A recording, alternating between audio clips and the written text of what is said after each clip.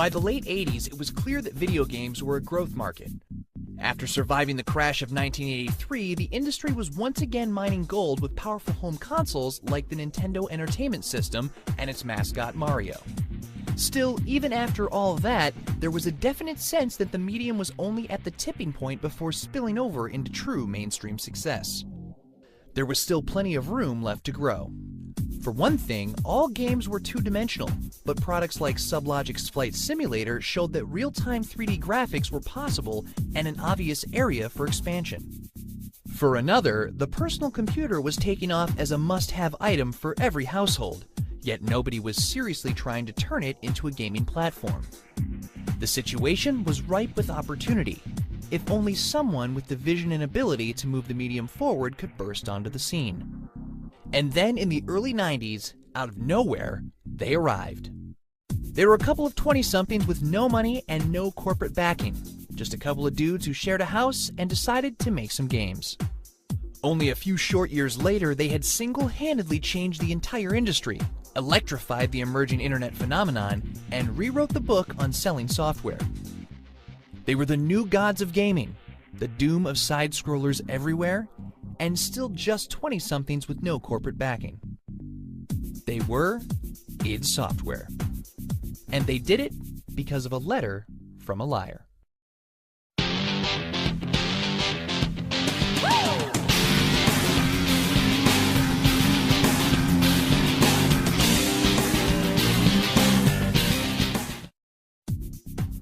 At the time, a company called Softdisk created business and utility applications every month and sent them out to their subscriber base. It was a nice little business, but to really kick it into high gear, they wanted to get into gaming. To that end, they created a sub-label, Gamer's Edge, and staffed it with a small, young, but passionate team. The team had a John, a Carmack, and a John Carmack. John Romero both built the software tools and designed the games. Adrian Carmack was a talented young artist with a taste for the twisted. And the unrelated John Carmack was a programmer with an untapped brilliance that was about to explode. Romero had convinced his boss that PCs were the wave of gaming's future.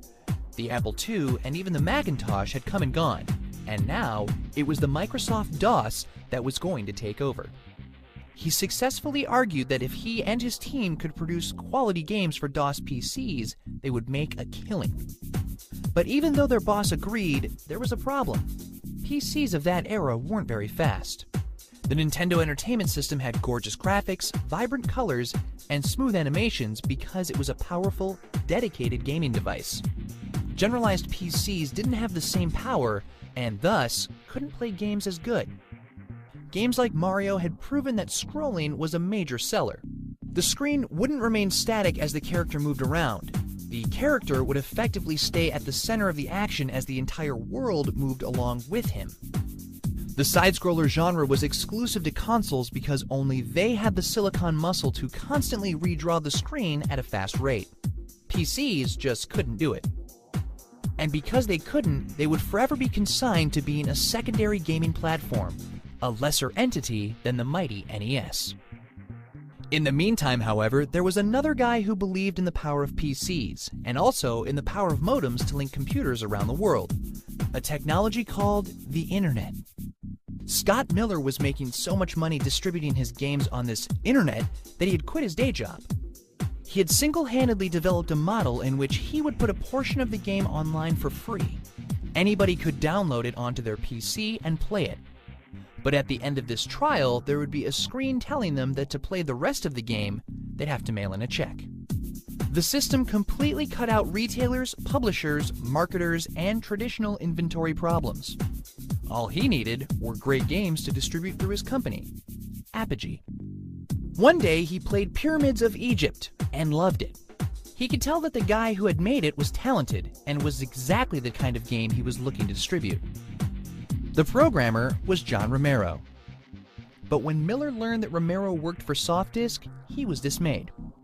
Software companies were notoriously paranoid and would often read a programmer's fan mail to make sure nobody was trying to headhunt him for their own business. So, to get around the censors, Miller sent in a letter pretending to be a fan. Then he sent another, and another. always pretending to be a different person, but always leaving the same callback number and address. Romero was flattered, but never bothered to call back. Then one day, while reading a PC Games article on none other than Scott Miller, he noticed his address at the bottom. He'd seen that address before, somewhere. He looked over at his wall, where he'd pinned his fan mail, and there was the address again. On all 3 letters. Romero was outraged. What was going on? The letters weren't from real fans, but from some weird guy. He sent back an angry letter telling Miller exactly what he thought about being lied to. But for whatever reason, he also left a callback number. Miller immediately called him back, apologized, and offered him a deal. If Romero would make games for him, he'd give Romero a huge percentage of the profits. And all of a sudden, Romero wasn't mad anymore. He had a way out of SoftDisk. Meanwhile, John Carmack had changed the world. Without telling anyone, Carmack had been wrestling with the issue of side-scrolling on a PC for a couple of nights. Plenty of other veteran, high-paid programmers in the lucrative industry had struggled with the same problem and given up. Carmack, though, realized the real issue was right in front of their face. The computer wasn't fast enough to redraw the entire screen every frame. So why redraw the entire screen? If the sky was always the same shade of blue, and it was already on the screen, why redraw it? Why not just redraw the parts that actually moved and changed? Then instead of thinking about it, he just did it. Late one night, only he and his friend Tom Hall were still at work. He showed off his neat little trick to Hall, who thought it was awesome. So awesome, in fact, that they should remake the first level of Super Mario Bros. 3. So they stayed up all night, did exactly that, then put it on a disc that they left on Romero's desk. When Romero came in the next day, he found the disc and loaded it up. He got a strange title screen. Dangerous Dave in copyright infringement. This was weird. Dangerous Dave had been a character in a game Romero had made before working for SoftDisk. Curious, he started the game. Yes, there was Dangerous Dave, in a level that looked a lot like Mario. Then he hit the arrow key, and the screen scrolled.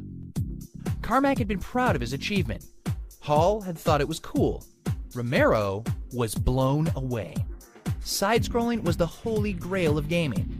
It was what kept consoles as the dominant gaming platform over the much larger PC market. Whoever could harness side-scrolling on PCs would control the universe. And now, they harnessed it. Romero immediately convinced the guys that they had to drop everything and use this power as much as humanly possible. More than that, they needed to keep it secret from SoftDisk so that they could start their own company and use Carmack's incredible technology for themselves. And so, for the next few weekends, they made Super Mario Bros. 3. Not a look-alike, not a rip-off, Super Mario Bros. 3.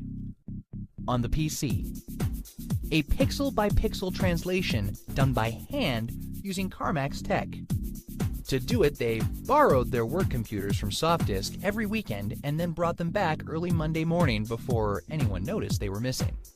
When they were done, they excitedly sent their work off to Nintendo. They said that the PC market was the wave of the future, and if Nintendo wanted to cash in on this market, all they had to do was sell the very conversion they'd just done, and pay them for the work they'd done. Astoundingly, Nintendo declined. Mario was half the reason people bought an NES in addition to the PC they already owned. Nintendo wanted to keep it that way. The guys were crushed. But then Romero remembered Scott Miller from Apogee. Why remake Nintendo's games when they could make their own games and sell them through a man dying to work with them? Romero called Miller back and told him that they could make him a game that he could sell through the internet.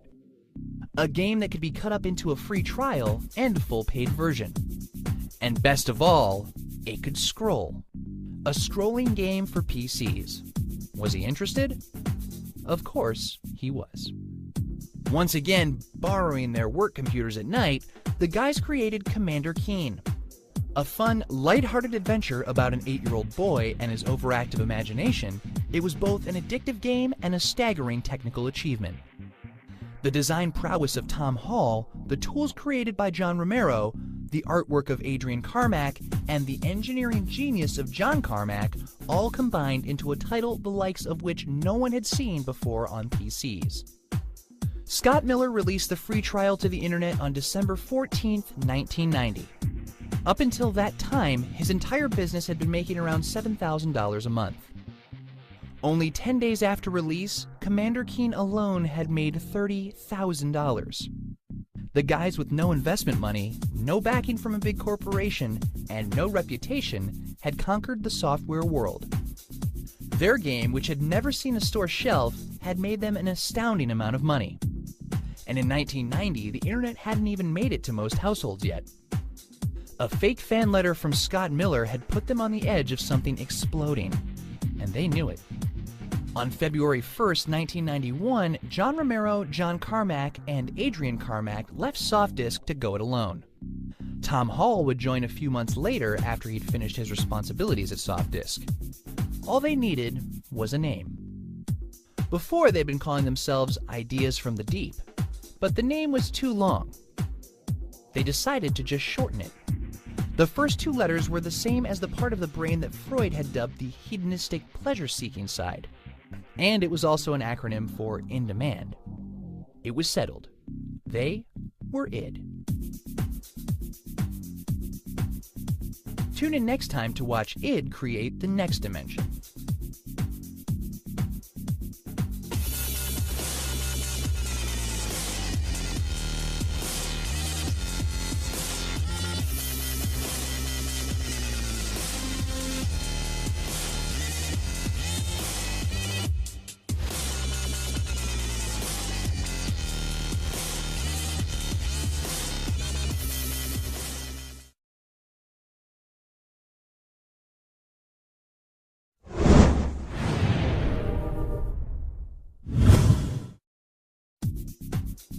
As the 80s turned into the 90s, the holy grail of the video game world was side-scrolling. Smash hits like Mario had proven that players wanted to feel like they could explore a single, massive environment seamlessly. But at the time, PCs were trying to become affordable for every household, which meant that many weren't putting in the most expensive hardware. Only dedicated gaming consoles like the Nintendo Entertainment System had enough horsepower to run a side-scrolling game. PCs had to make do with individual rooms. But one day, a gifted young programmer named John Carmack figured out a trick that could get smooth scrolling onto average computers. At the same time, his coworker John Romero had gotten an offer from publisher Apogee to distribute games over an emerging technology called the Internet. Combining their talents with their friends Adrian Carmack and Tom Hall, they created Commander Keen, a side-scrolling adventure game. Apogee released a free trial of the game over the internet, and then offered to send players the rest of the game for a fee. It made $30,000 in 10 days, an absolute phenomenon and a system shock to the computer gaming crowd. The guys quit their jobs at SoftDisk and started their own company, which they called id Software. They had already changed what was possible on a PC. They were about to transform an entire industry forever.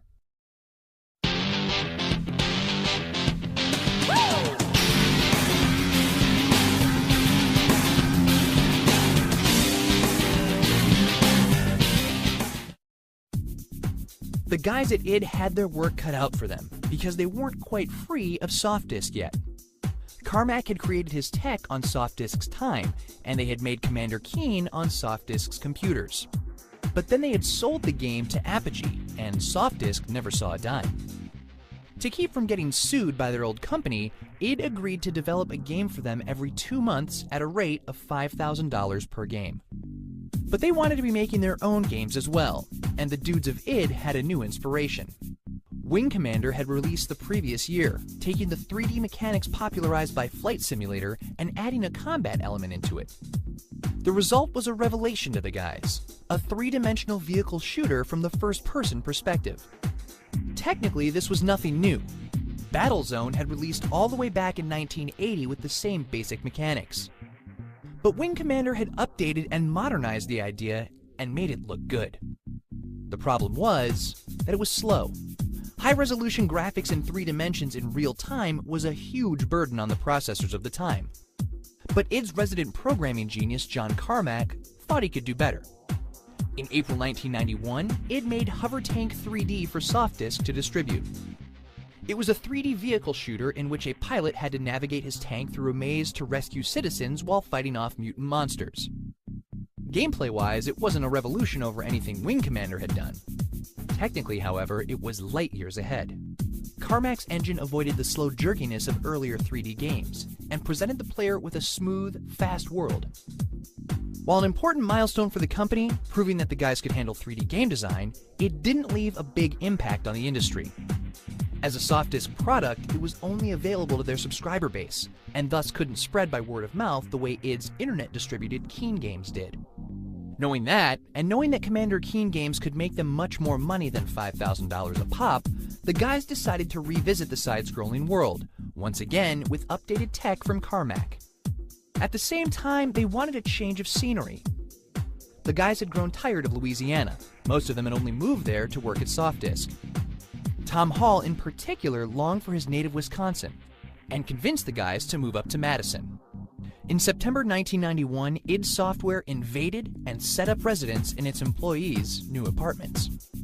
While working on the next Commander Keen games, they also needed to get a new game out to Softdisk. Switching states hadn't ended their obligations. Hovertank 3D had been cool, and they wanted to work more with this new dimension while keeping Keen with its side-scrolling roots. As such, November's Softdisk game was another first-person game, this time without any vehicles involved. Instead, in Catacomb 3D, the player would be a powerful wizard blasting monsters away with his spells. Graphically, it was another leap forward, with decorated walls and more characters on screen at once. And without id knowing it, the game was also the snowball that started the avalanche. By taking the vehicle out of the equation, Catacomb truly brought the player into an immersive experience. By showing the wizard's own hand from a first-person perspective, it made the player feel like it was actually him casting those spells. Wing Commander had shown a hand as well, but in that case it reinforced the idea that the player was protected by a powerful starship. In Catacomb, the player only had himself. It made him feel both vulnerable and empowered at the same time. It was a tiny, little difference, but it was all the difference in the world. When Scott Miller at Apogee, the company that distributed id's non-Softdisk games through the internet, saw Catacomb, he was blown away. He loved it, and he asked if the guys could make a game like that for him. Id tackled the problem after finishing up with the new Keen game. What should they do? Carmack was already rolling on yet another upgrade to his already groundbreaking game engine. But they needed an idea to fuel that engine with. Then programmer John Romero hit on a goldmine. What if they did something like Castle Wolfenstein? Castle Wolfenstein was a 1981 PC game in which a prisoner of war in a Nazi fortress breaks out of a cell and shoots down or sneaks by guards on his way to freedom. It had been a great game at the time. Now that id was armed with Carmack's tech, maybe it was time to bring the idea back. To their surprise and delight, they quickly discovered that the company that owned the rights to Castle Wolfenstein, Muse Software, had gone bust and taken the copyright to its grave. The Wolfenstein IP was now public domain. Anybody could use it without having to pay a royalty. It was settled. Wolfenstein 3D was incoming. The guys were excited about the project, especially Romero, who was soon bursting with ideas. Very quickly, it was apparent that Romero, who up until then had been a programmer, was taking over design duties. In theory, that was supposed to be Tom Hall's job. As it happened, Hall was the one guy who didn't like the Wolfenstein idea. To him, games should be fun, friendly affairs. Commander Keen had been his baby. Now the guys wanted to be shooting down German guards and attack dogs, and what was more, they wanted to do it with tons of blood. Game violence at the time was relatively cartoonish and tame. All of a sudden, Hall found that his co-workers wanted to introduce gore into the medium. He was starting to feel like maybe this wasn't what he'd signed on for. For Romero, it was the opposite. He was concocting a brew of fast-paced action, intense combat, gorgeous art, and gleeful gore. It was harder, edgier, and more brutal than anything else on the market. A heavy metal assault on a world of pop. What was more, they would be distributing the game through Apogee over the internet, which meant that this game could grow by word of mouth in a way Hovertank and Catacomb never could. There was a sense that they were charting unexplored territory, inventing the rules as they went along. There had been plenty of shooters before, but always in the safety of a vehicle. Like Catacomb before it, this game would strip away all barriers between the player and his enemy to make an experience that pit the player himself, all alone, against the German army. Apogee released Wolfenstein 3D to the internet on May 5th, 1992. Nothing was ever the same again. Commander Keen was an incredibly successful game. With basically no inventory and no retailers to pay thanks to its internet approach, the game was bringing in somewhere between $10,000 to $30,000 a month. Wolfenstein brought in $200,000 a month for a year and a half. The gaming world had absolutely exploded around the game.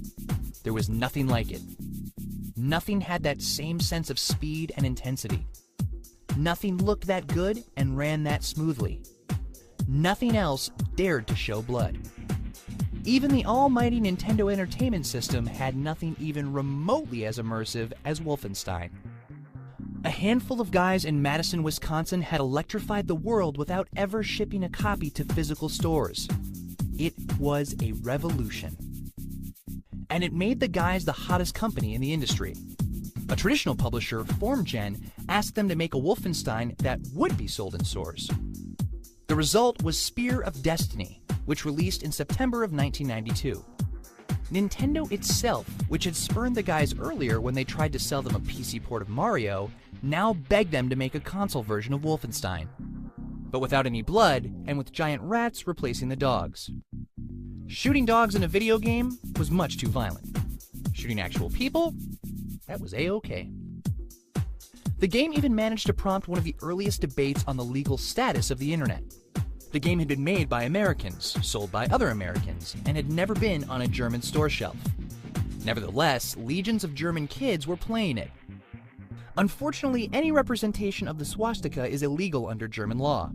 Had id Software somehow broken the law? And if so, how?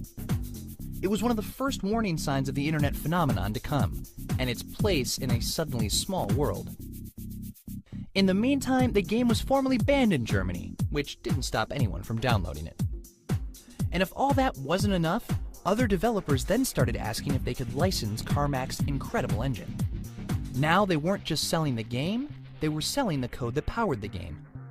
The money was flooding in, the guys were suddenly rock stars, and id Software was firmly established. But already Romero and the id team were looking towards the future. Clearly, 3D shooters from a first-person perspective, the so-called first-person shooter genre, were taking off. 2D and side-scrolling, the tools that had gotten id off the ground in the first place, were ancient history. There was a sea of change happening, a shift towards immersive environments and high-octane action. Id had begun the wave, and now they were going to ride it for all it was worth. They knew the new game would be a shooter.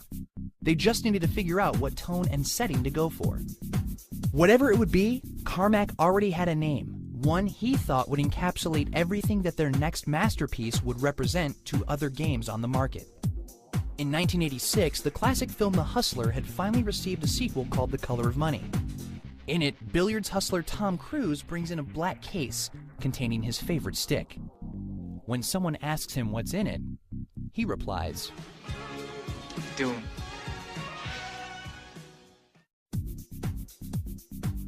Tune in next time to watch id conquer the world.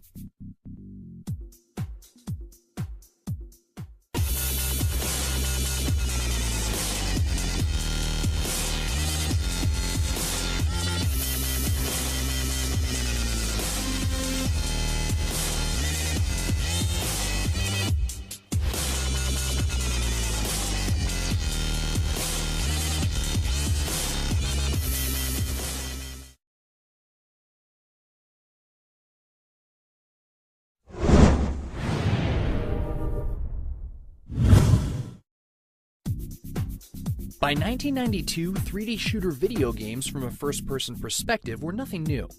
All the way back in 1974, two games called Maze War and Spacem created the genre. Over the years, commercially sold products like Battlezone and Wing Commander emerged that brought the genre forward. These games were from big-name developers and publishers like Atari and Origin. But on May 5th of '92, a game released that would blow them all away, reinventing the genre on the spot. It didn't come from a big-name developer. It came from a couple of kids making video games in their apartment and calling themselves id Software. It didn't sit on store shelves in nicely made boxes. Rather, a portion of it was downloaded by kids with modems for free, and then the rest would be mailed to the gamer directly if he paid a fee. It was Wolfenstein 3D, and it was a revelation. Slicker, faster, and prettier than anything else on the market, Wolfenstein showcased both the design prowess of John Romero and the engineering genius of John Carmack. The combination of non-stop action and visual feast was unbeatable. The game was a towering success, and id immediately wanted to move on to the next project. They didn't exactly know what it would be yet, but thanks to a line from Tom Cruise in The Color of Money, they already knew that the name would be Doom.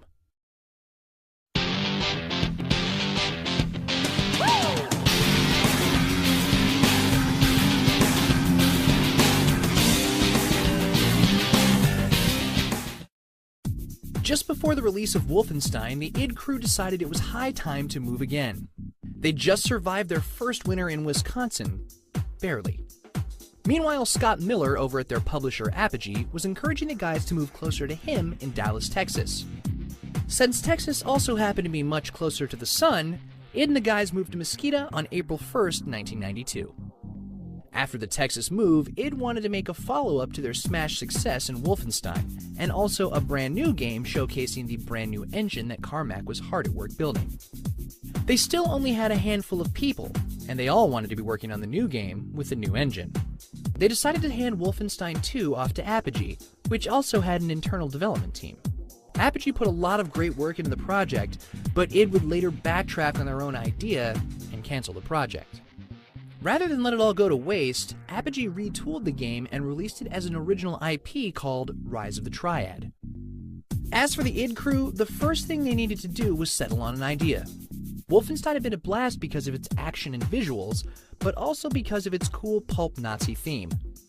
They needed something equally cool, but totally different and fresh. They actually tossed around the idea of doing a game based on the 1986 film Aliens, but they knew they'd have to relinquish creative control to 20th Century Fox. Rather than argue with a movie studio, why not do their own thing? Carmack offered demons as a cool subject. Most of the guys had played a long-running Dungeons & Dragons campaign together in which demons had figured prominently. They'd enjoyed fighting demons then, and the guys agreed the gamers probably would too. Better, what if they combined the awesome sci-fi tech from the Aliens movie with demonic monsters from hell? That could be a killer combination. The id crew loved the idea. Adrian Carmack, the young artist who had founded id, along with the other Carmack, Romero, and Tom Hall, was ecstatic. He loved drawing the sick and twisted, but so far id had only done kiddie games like Commander Keen or realistic games like Wolfenstein. A demonic game would let him finally go wild. The one guy who wasn't happy was Hall. Hall had been the mastermind behind Keen, which matched his preference for lighthearted games. Wolfenstein had been too brutal and bloody for his tastes. He'd been expecting id to go back to making Keen after the Nazi affair, but to his horror found that instead id would be ratcheting up the mature content to the next level. As the guys got to work designing their new experience, Carmack was, yet again, crafting a groundbreaking masterpiece in his new engine. Still just 21 years old, Carmack wanted the new Doom engine to make the Wolfenstein tech look primitive. Instead of having one flat surface, he wanted to have multi-leveled rooms and stairways. Instead of being trapped indoors all day, he wanted to go out into open spaces. He wanted to have dynamic lighting. He wanted to have odd angles and weird geometry. And he wanted it all to run smoothly on the hardware an average gamer might have. In short, he once again wanted to do the impossible. And while Doom would represent a leap forward for engine technology, it would also be a leap for id's business. Apogee distributed a portion of their games as free shareware online, and then mailed the full game as physical discs to gamers who paid a fee. Under a very generous contract, a large portion of the revenue was split with id. While immensely profitable, Apogee was now falling victim to its own success. Orders for the full version of the game were processed over the phone by one or two guys. That worked fine when Apogee was small. Now Wolfenstein had made them huge, but it was still one or two guys hand processing every order. id wanted them to contract with a phone order processing company, but Miller was slow to change. By now, the id crew had seen everything they'd needed to. They were intimately familiar with the shareware distribution model, which required no overhead and no investment. It was time for them to implement it themselves. They could go fully independent, self-distribute their own game, and keep all the revenue for themselves. The guys were ready to strike out on their own. For the game itself, they pulled out all the stops. Romero crafted levels that not only perfectly showcased Carmack's tech, but also took the Wolfenstein formula to the next dimension. Adrian Carmack and new artist Kevin Cloud went for that extra layer of realism by crafting their monsters out of clay with the help of professional modeler Gregor Punchatz. The results were then scanned into the computer for a look that no other game could match. Adrian Carmack could finally unleash his taste for the bizarre, and his enthusiasm shined through his work. But for all that, the good spirits weren't contagious. Tom Hall was still not happy on the project. He would never like the violent direction, but he had at least tried to come up with a compelling character and story. But Romero and the others rejected his narrative, stating that it would only get in the way of a pure action experience. Doom only needed to establish a cool setting. Any actual dialogue or characterization would just water down the result. With no passion for the project, Hall's work output suffered. Tom Hall had founded id with the other guys. He had been the very first to realize the potential of Carmack's side-scrolling engine, and he had helped make Dangerous Dave in copyright infringement.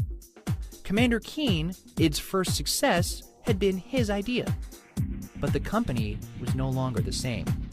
It had grown up without him, and now it had outgrown him. Based on his lackluster output for Doom, he was asked to leave the company. He was stunned. But after some hesitation, he realized that it was the best thing for everybody. If id was going to make games like Doom, then it was time for him to get going. Not for the last time, one of the founding voices of id Software quit out. As the game neared completion, they sent out early builds of the game to playtesters. Not long afterwards, an alpha version of the game leaked onto the internet. It wasn't exactly a good thing, since these gamers' first impression would be of an unfinished code. But it did help to drive the game's hype to a fever pitch. It was already an underground phenomenon, since legions of Wolfenstein fans couldn't wait for id's next project. Now it was on everyone's mind. Even the leaked alpha game was amazing. The finished version would have to be a masterpiece. At last, on December 10th, 1993, id uploaded the free trial version of the game onto a server at the University of Wisconsin. As soon as it went up, the server crashed. It had been overloaded with download requests. It was midnight. The University of Wisconsin had never seen, never fathomed that kind of traffic before, and certainly not in the middle of the night. Doom had arrived.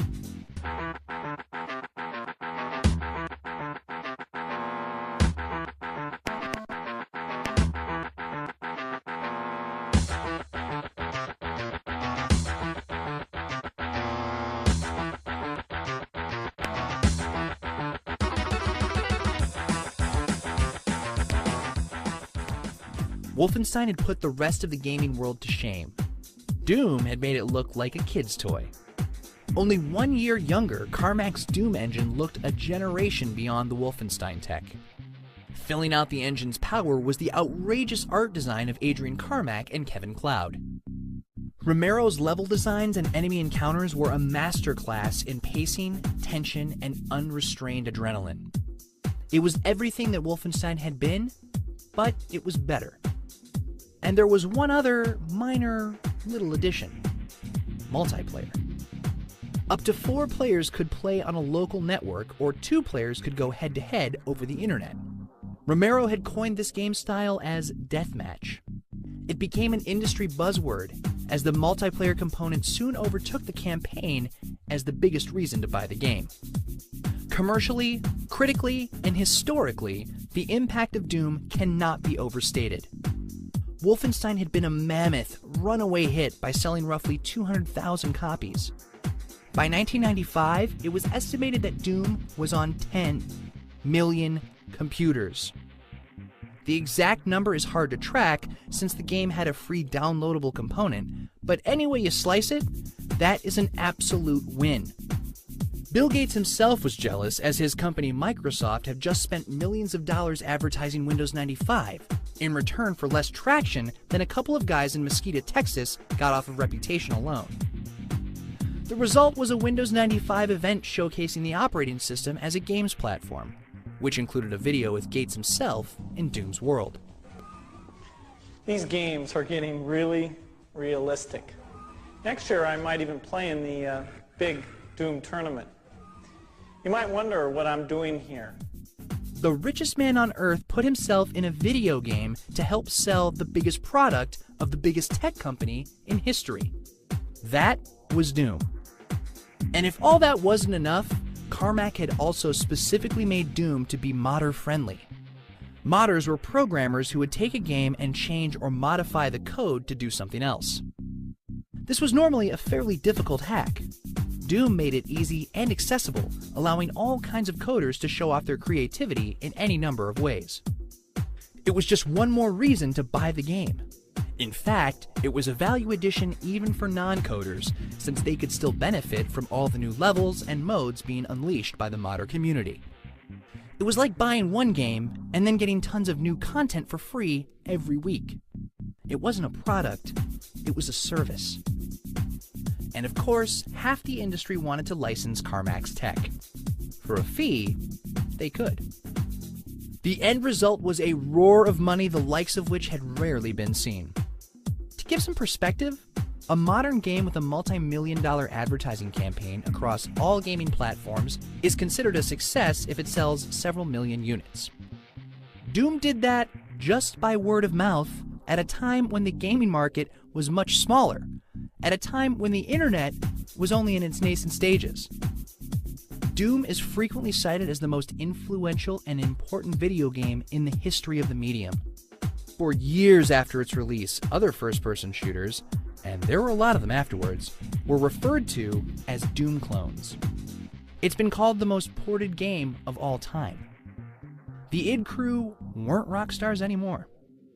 They were legends. And millionaires to boot. Romero and Carmack became famous for their sweet Ferraris. Carmack, being the perfectionist he was, even dared to mod the supercar into even better performance. But Carmack could always be counted on to keep a level head. Romero went off the rails, fully embracing his new superstar status to live it up with parties, cars, and his own custom-built mansion. His lifestyle wouldn't be a problem, so long as he kept up his work ethic. Romero was sure that he would. The other guys were not. Tune in next time to see id split apart.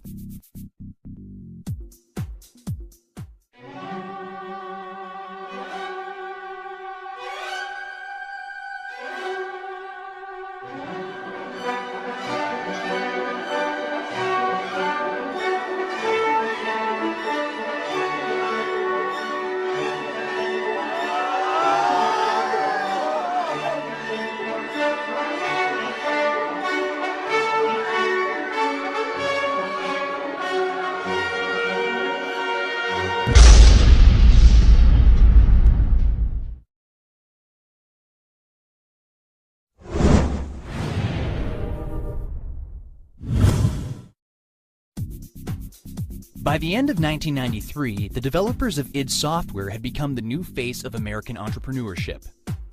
After creating a great game called Commander Keen in their spare time, they published it through another small company, Apogee.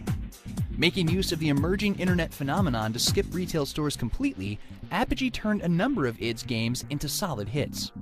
But Wolfenstein 3D in 1992 overwhelmed Apogee by becoming a runaway success, a fast-paced action title that invented the modern first-person shooter genre. With that kind of profit under their belt, and having learned everything they needed to from Apogee, id decided to go it alone for their next game.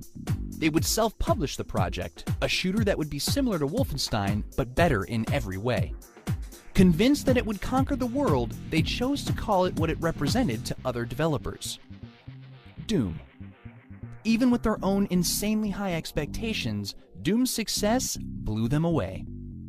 It became one of the most popular and influential titles in the medium's history, a reputation it retains to this day. The 20-somethings of the company were now millionaires and the kings of their industry. But as they moved on to their next masterpieces, the fault lines within the company would shake them to their core, and once again, split the founders apart.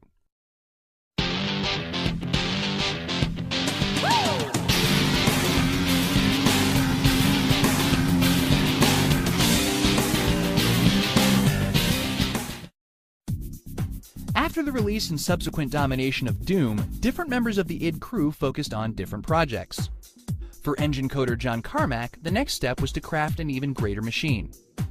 For as good as it looked, the Doom engine was technically not 3D, but rather a very good approximation of it. The players still couldn't look up or down, and the enemies were still represented by 2D sprites. True 3D was clearly going to be the future of the medium. Carmack's engines had redefined what was possible on a PC, and he wasn't about to stop now. But creating a new engine would take quite a while, and in the meantime, id's designers still had his excellent Doom tech to work with.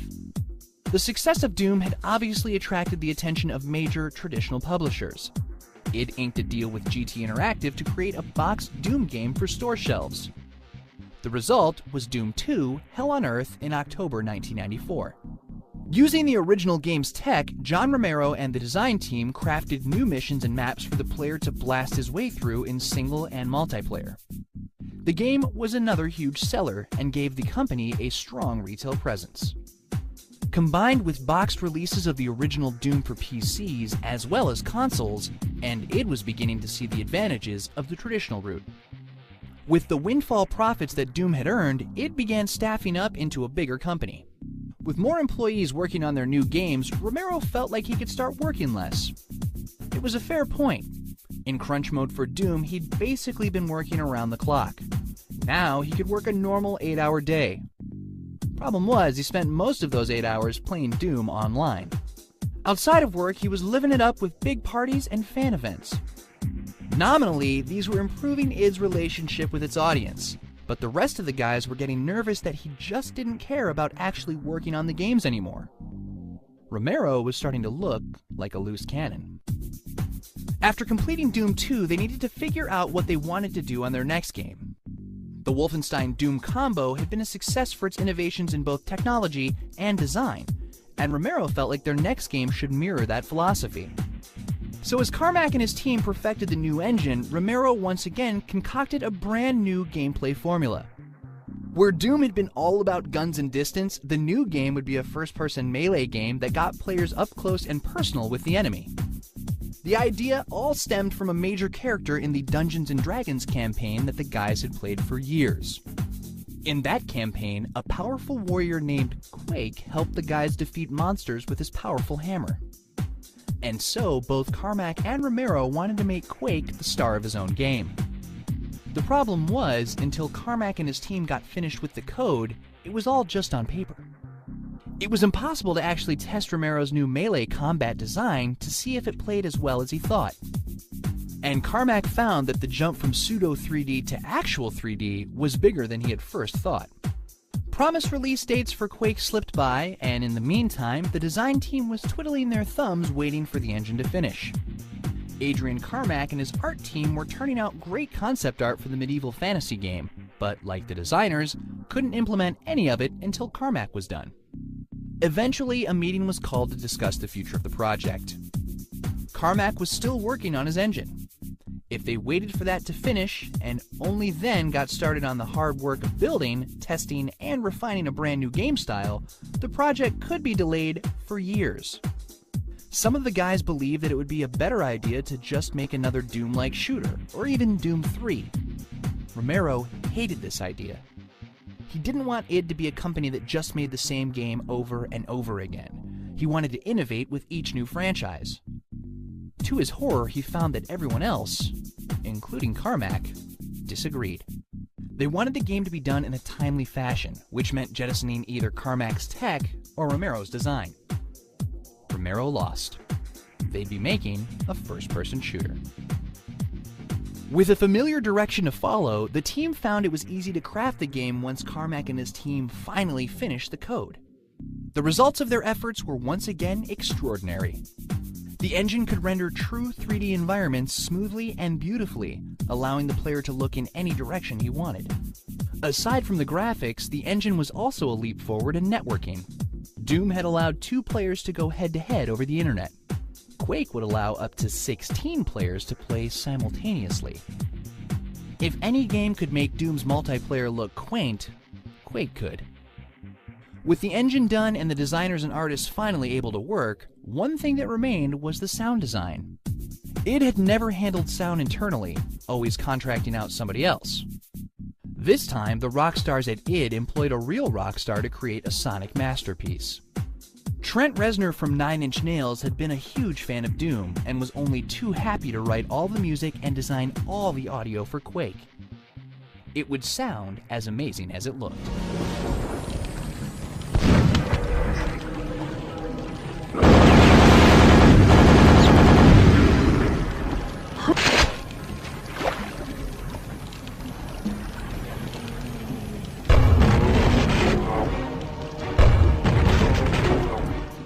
As if all that wasn't enough, when it finally came time to release the game on June 22, 1996, id decided to merge the lessons they'd learned from online distribution with the power of retail. When Quake hit store shelves as a boxed product, gamers found that it only cost $10. However, only a portion of the game was playable. To unlock the rest, they'd have to pay id another $50 to get an unlock key. It was an innovative idea, but there was one factor that id hadn't counted on: the widespread piracy afforded by the internet. Once one hacker figured out how to unlock the full game for free, he posted the hack online, and before long, everyone was doing it. The same technology that had spread id's games to the far corners of the earth was now eating into their profit margin. Even for all that, Quake was another huge success. As anticipated, the 16-person multiplayer made for an infectious addiction that spread from one friend to the next. Entire offices would stay late after work to deathmatch against each other. The phenomenon became so big that a couple of local fans in Dallas decided to host an open deathmatching event. Anybody could come, all you had to do was bring your own computer. The result was QuakeCon, and to the fans' delight, the id team themselves showed up to hang out. The event has since become an annual affair, a showcase for sweet hardware rigs, and an announcement venue for id's newest projects. Aside from the sales of the game itself, Carmack's engine was again the talk of the town, and the licensing fees were a huge source of revenue. Notably, the Quake engine would power the first game of Valve software, Half-Life, and would be the base of their future Source engine. Of the many things accomplished with the Quake technology, one of the more surprising was the first piece of film created in real time with a 3D renderer. Diary of a Camper was a quick little joke put together by a group of Quake players called the Rangers. In it, the Rangers must defeat an opponent who isn't playing fair, and when they finally kill him, find that it was John Romero himself. This use of a game engine to create film was later termed machinima. The medium is still going strong to this day. Everything was going great. The game was selling well, and people around the world were playing online. But back at id, a storm was brewing. Carmack had had enough of Romero. Carmack felt like his co-founder just wasn't invested in the actual work anymore, just the fame and glory. At the same time, Romero was feeling like id was becoming stagnant, just making one shooter after another instead of innovating new ideas. Finally, the inevitable arrived. Carmack, with the rest of the company behind him, asked Romero to resign. As with Tom Hall before him, Romero found that the company he had helped create had turned into something else. He felt that id was now just a tech company that didn't care about the design anymore. Thus, he agreed to resign. He had plans anyway. He and Hall had reconnected recently, and they wanted to start their own company, where design would be king and the tech would serve them. It was called Ion Storm. With only 2 of id's 4 founders remaining, the developer got to work on Quake 2. After the failure of their $10 model, id realized that the industry had changed, and they needed a top-level publisher to help them sell their product. So they signed a long-lasting deal with Activision, which put out the Quake sequel on December 9th, 1997. The game was a hit, but at the same time proved Romero's suspicions. While boasting yet another engine masterpiece from Carmack, the actual gameplay was little changed from its predecessor. Some reviews faulted the company for just spinning its wheels, albeit with shinier wheels than before. Meanwhile, other shooters like Jedi Knight and GoldenEye were pushing the envelope with exciting stories and more features. As id got to work on Quake 3, the internal problems were only getting worse. Romero, for all his wild antics, had also been incredibly personable and a good team leader. Carmack, by contrast, was a reclusive genius who didn't know how to keep a crew motivated. Worse, Carmack started making decisions that he refused to back down from. As they began work on the new Quake, Carmack announced that the game would be multiplayer only. No story, no campaign, no monsters. Just pure, unadulterated deathmatch. The crew was furious. They'd been making futuristic shooters for years, and they wanted to finally try something new. They wanted to create an exciting new world to explore with cool monsters to fight. Carmack ignored them. Quake 3 Arena released on December 5th, 1999. As Carmack wanted, it was an online-only futuristic shooter with, you guessed it, his team's latest masterpiece of an engine. Of all their many engines, this one would be his most successful in terms of licensing. A huge number of games from across the industry would make use of it. Notably, the young upstart Infinity Ward would use it to power the first Call of Duty game, and the engine powering the current series derives from it. But that being said, both the engine and the game itself found themselves in unexpectedly stiff competition with another shooter called Unreal Tournament. Unreal Tournament had released just a week earlier, and while it also was a multiplayer-only shooter, it featured a smorgasbord of different gameplay modes. Quake 3 was all deathmatch, all the time.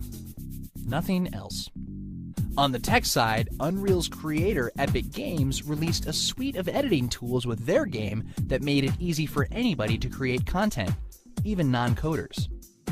In the coming years, Unreal's engines would overshadow id's. It was the last month of the last year of the 1990s. Throughout that decade, from Commander Keen to Wolfenstein 3D to Doom to Quake, the guys at id Software had redefined what video games and gifted video gamers were capable of. In many ways, it had been their decade. But during the course of the next decade, id would release exactly one game. Tune in next time to see id transform itself all over again.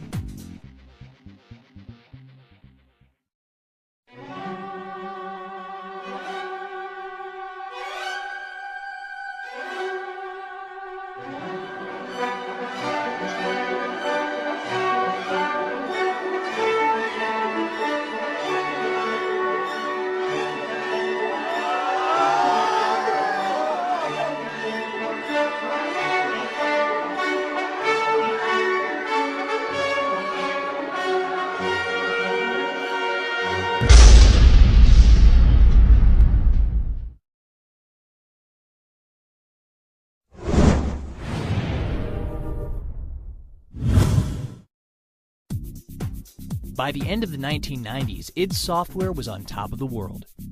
From its humble origins as four guys who had just quit their job, to the creation of legends Wolfenstein and Doom, id had popularized both 3D graphics and first-person shooters.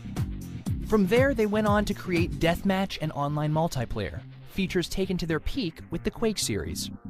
The original game was quickly followed by a sequel, which in turn was followed by the multiplayer-only Quake 3 Arena in 1999. Including the various games they made in the early days, that made for over a dozen titles in id's first decade of life. But for various reasons, the first 10 years of the 21st century would find the legends of id setting their sights a little smaller.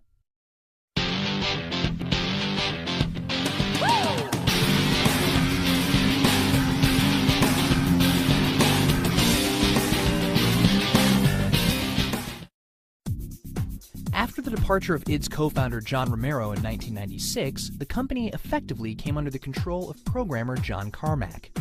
Though other employees like CEO Todd Hollinshead and creative director Tim Willits still had a lot of sway and were even given co-ownership of the company, Carmack was now the captain of the id boat.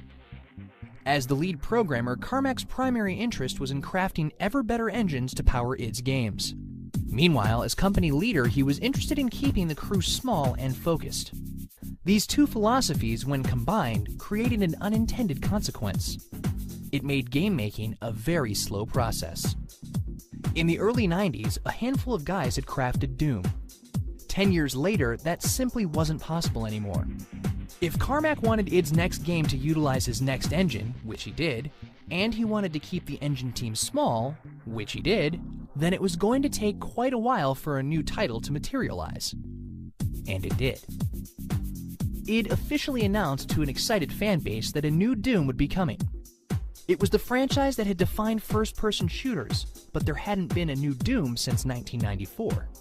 And from the announcement in June 2000, it would turn out to be another 4 years before the game was done. So in the meantime, id decided to leverage its powerful intellectual properties. In November of 2001, Activision published Return to Castle Wolfenstein from developers Grey Matter Studios and Nerve Software. Grey Matter's single-player campaign was considered a fun, if average, romp through pulp Nazi fiction, but the real meat of the package was Nerve's multiplayer. Though there had never been a multiplayer Wolfenstein before, it was this feature that made it stand out from the crowd. The title sold well enough for Activision to commission an expansion pack. However, when they tested the result, they found that the single player was even worse than before. So bad, in fact, that they deemed it unsellable. However, once again, the multiplayer was pretty good. So Activision decided to release the multiplayer component as a free download called Return to Castle Wolfenstein: Enemy Territory in May 2003. That's right, free. It didn't even require the original game to work. Anyone could download and play a great Wolfenstein multiplayer game for free. Why on earth Activision would do this, nobody knows. But gamers weren't complaining. The Wolfenstein games were good, but they lacked that magic level of id polish. What fans really wanted was Doom 3. However, because Carmack insisted on keeping the company small, the crew couldn't finish a polished AAA game with a great engine until 2004. This was 5 years after the release of Quake 3, the longest wait between id games in the studio's history. To no one's surprise, when it finally did release on August 3, 2004, the game looked amazing. While the newest id tech was great all the way around, it had a special emphasis on lighting. This allowed the team to turn Doom, one of the greatest action games in history, into more of a survival horror feel. Rooms would be dark and poorly lit, and the player's little flashlight never revealed enough for the player to feel safe. Combined with the depressing but stunning art direction, not to mention a masterful use of sound, and the result was an experience that could chill hardened gamers to the bone.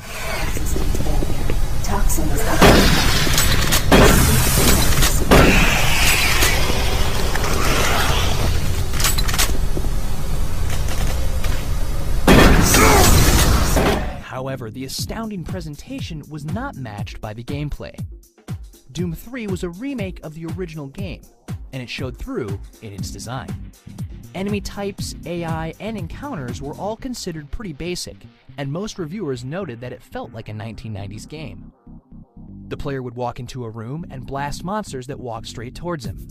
Of course, since the room was so dark and the player could hear the monster breathing down his neck, the dread generally made up for the design.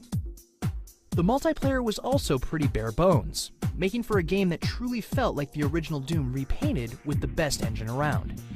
But it was more than enough to get fans excited, and was the first exposure of many younger gamers to id Software. Doom 3 went on to become the most commercially successful game in id's history. No small feat. Interestingly, these revenues were split evenly between the PC and Xbox versions, proving to the company that multi-platform development was the way of the future. That being said, its huge sales were at least partially because the gaming market in 2004 was much larger than it was in 1993. Even with the good numbers, Doom 3 did not change the industry the way its predecessor had. Strangely enough, despite its clear strengths, the new engine did not license out very far, only going to projects associated with id. By this point, the Unreal Engine had established itself as the go-to technology of choice. After Doom, id once again began working on a new project. But Carmack still wanted to keep the company small, and he wanted the new game to use yet another engine. That tech would be years away from completion. In other words, after the 5-year wait for Doom 3, it looked like the next title would take even longer. And with development costs for AAA games rising across the industry, that was going to be a big problem. But Carmack was nothing if not independent, and he wanted his company to be too. That didn't stop rumors of an acquisition from surfacing. Since the release of Quake 2, id had had a publishing contract with Activision. Now, word had it that the industry giant wanted to buy Little id outright. Right around the same time, artist and co-founder Adrian Carmack left the company. He later sued id, claiming that he had been fired before the Activision merger in order to keep him from getting any of the money that would come from it. The lawsuit was eventually dropped, probably because id never sold to Activision and thus rendered the suit moot. Nevertheless, of the 4 voices whose chorus had created id, only one now remained. As with the Doom 3 wait, id decided to license out its properties to other developers in order to keep the revenue stream flowing. Quake 4 from Raven Software, Enemy Territory Quake Wars from Splash Damage, and Wolfenstein from Raven again would all release in the following years. These would all use Doom 3's engine and look good, but as with that title, they all felt outdated. It was as if id had been such a monster success in the 90s, neither they nor the companies who worked for them could bear to change that style. One day while he was on vacation with his wife Anna Kang, Carmack messed around with some mobile games on her phone. He determined that there were no good games for the small screen.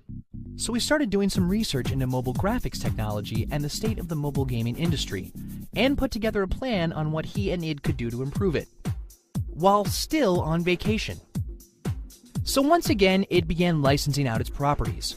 Their first mobile title was Doom RPG from Fountainhead Entertainment, which just so happened to be Carmack's wife's company. The title sold well, and the following year, Fountainhead created Orcs and Elves for id, their first new IP since Quake in 1996.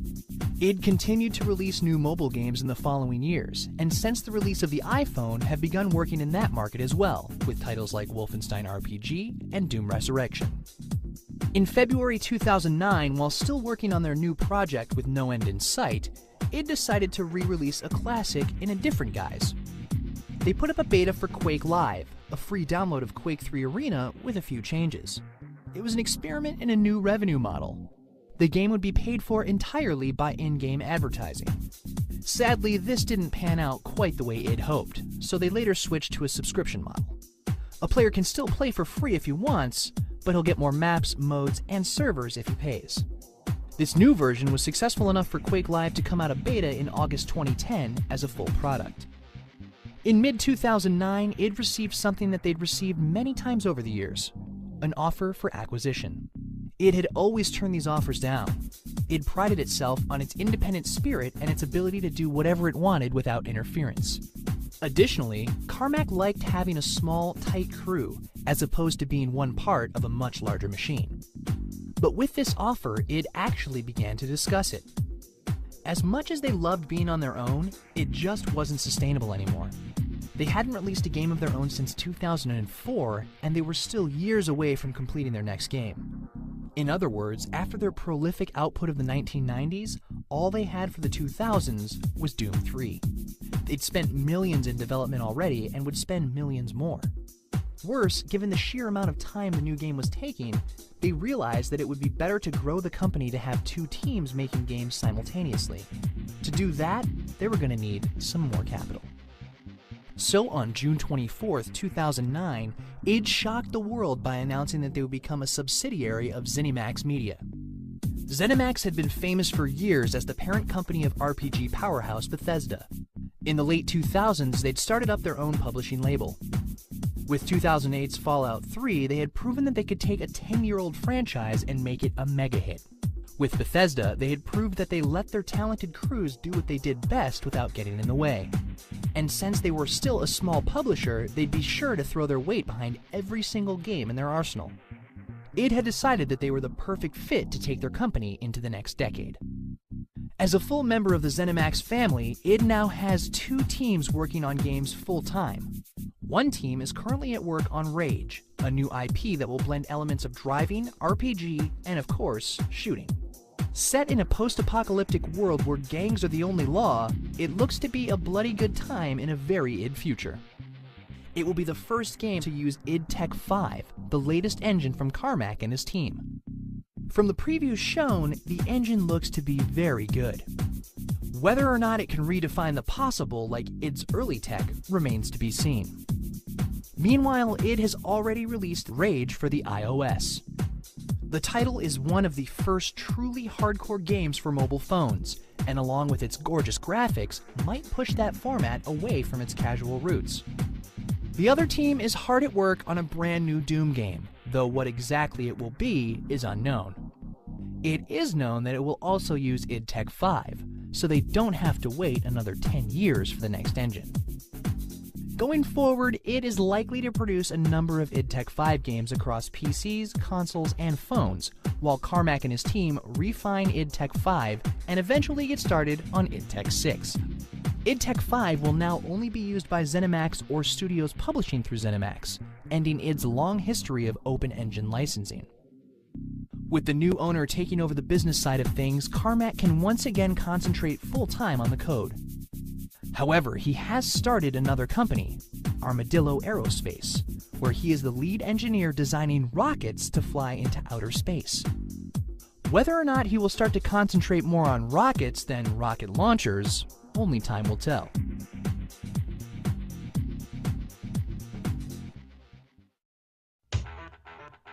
Regardless of where id goes with its future, there is no denying the incredible legacy that the company has already made. From 3D games to first-person shooters to online networking, id has defined the direction of modern gaming, and many of its current conventions can trace their origins to Wolfenstein, Doom, and Quake.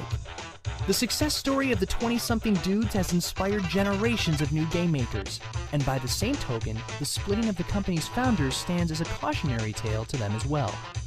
With only one game released in the last decade, id does not tower over its competition the way it did back in the 90s, when everything they did blew the world away. Some would say it is impossible for them to ever reclaim that reputation. But if id has proven anything, it's that the impossible is what they're best at.